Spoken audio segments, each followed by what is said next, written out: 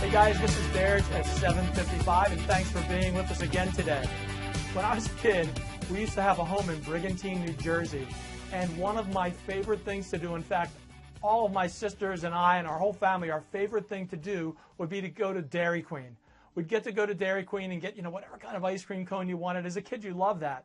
So we'd all get in the car, and if we had friends over, all the friends would pile in the car, my sisters and I and our friends, and my dad would be behind the wheel. My dad loved to goof around with us. So we'd get there in the car and we'd be on the road, and there was this spot on the road where there was a lighthouse in the middle of the road, and there was a circle around the lighthouse. So every single time, we knew it was coming, every single time we got to this circle, my dad would miss the turn to go to Dairy Queen. And we'd all say, Dad, it's over there, it's over there. Where is it, where is it? And we'd go around the circle and we'd go through the whole thing again. He'd go around that circle 4 or 5 or 6 or 7 times until we finally made the turn, and we'd be on our way to Dairy Queen, and we'd be there in just a moment and have a great time and have our ice cream. And it was just such a great thing. We had so much fun doing it. It was something we expected all the time. But when I reflect back to that time, I think and I believe that a lot of people live their lives just like my dad drove around that circle. They go around and around that circle with no plan of where to get off to get to their destination. They have no clue how to get there. And it's an amazing fact that very few people set goals in their life. Very few people have, even fewer I should say, have even written clear, concise goals for how they're going to accomplish whatever their hopes, dreams, and desires are in their life. In fact, most people spend more time planning their vacation each year than they do planning their future with their family together. It's a sad fact, but it's so true. Back in 1979, a study was done with Harvard in the Harvard MBA program. They put out this study and they asked students in the program, how many of you have written clear, concise goals? What they found out was 3% of them had written clear goals. They had written them out with a plan to achieve them. Another 13% had goals written down but no plan written out for them. And the other 84% had nothing written down. And this is a Harvard MBA program, the Harvard MBA program. This is the top of the top, the cream of the crop. But most of them, 84% of them, had no written goals and no plan to execute them.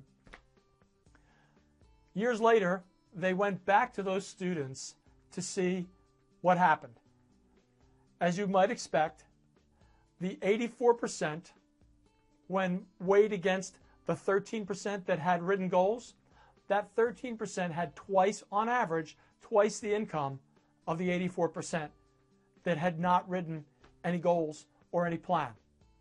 The 3% who wrote down their goals and had a clear, concise plan to achieve them had on average 10 times more income of those that had not done that.